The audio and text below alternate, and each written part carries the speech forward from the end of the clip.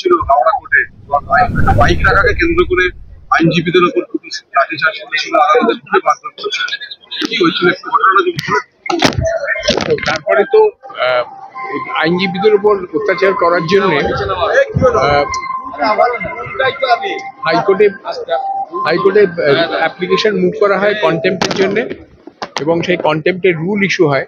আজকে জজ সাহেবরা জাজমেন্ট দিয়েছেন, যে রুল ইস্যু করেছেন, তার মানে হচ্ছে যাদের এগেনস্টে কন্টেম্পট অ্যাপ্লিকেশনটা হয়েছে তাদের সব কল অপন করা হয়েছে যে তোমাদের কিছু বক্তব্য থাকলে বলো। ওরা যদি ভালো শোকজ না করতে পারে তাহলে জজ সাহেব তাকে পানিশমেন্ট দেবেন। মানে যে কাজটা করেছিল সেটা আদালতকে অবমাননা করা হয়েছিল, সেটা কোর্ট সেটা কগনিজেন্স দিয়েছে, এবং সেটা নেওয়ার ফলে এখন রুল ইস্যু হয়েছে। এখন যাদের এগেনস্টে আমরা অ্যাপ্লিকেশন করেছিলাম তাদের এখন কারণ দর্শাতে হবে। এই কারণ দর্শালে তারপরে যদি সেটা মনোপুত না হয় তাহলে রুল অ্যাবসলিউট হয়ে যাবে, তার মানে হচ্ছে তখন তারা পানিশমেন্ট পাবে।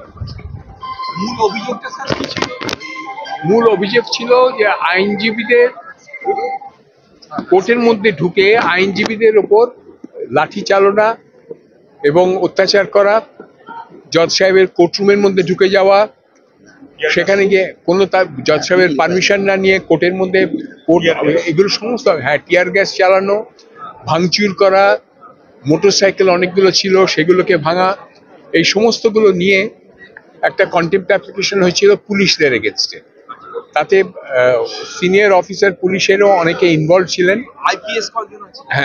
ছিলেন, এবং তাদের এগেনস্টে আমাদের অভিযোগ ছিল। সেই অভিযোগটা জজ সাহেব শুনে, অনেকদিন ধরে শুনেছেন, শুনে তারপরে আজকে রুল ইস্যু করেছেন। রুল ইস্যু করা মানে হচ্ছে তাদের কারণ দর্শাতে বলা হয়েছে যে এই কাজ যেগুলো করেছে সেগুলোর কারণ কি করেছে, এবং সেগুলোর যদি যুক্তিযুক্ত উত্তর না দিতে পারে তাহলে সিরিয়াস কনসিকুয়েন্স হবে, তার ওদের কাছে পানিশমেন্ট।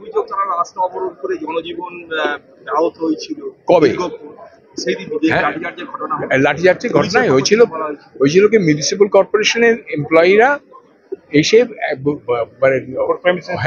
কোর্ট প্রেমিসের মধ্যে ঢুকে অরাজকতা, অত্যাচার ইত্যাদি করেছিল, অ্যাডভোকেটদের মেরেছিল, মেরেছিল। সেই সমস্তগুলো সব শুনে টুনে জজ সাহেব রুল ইস্যু করেছেন যে এই কাজগুলো করেছে সেগুলো ঠিক করেছে কি না করেছে, ওরা উত্তর দিক, তাহলেই আমরা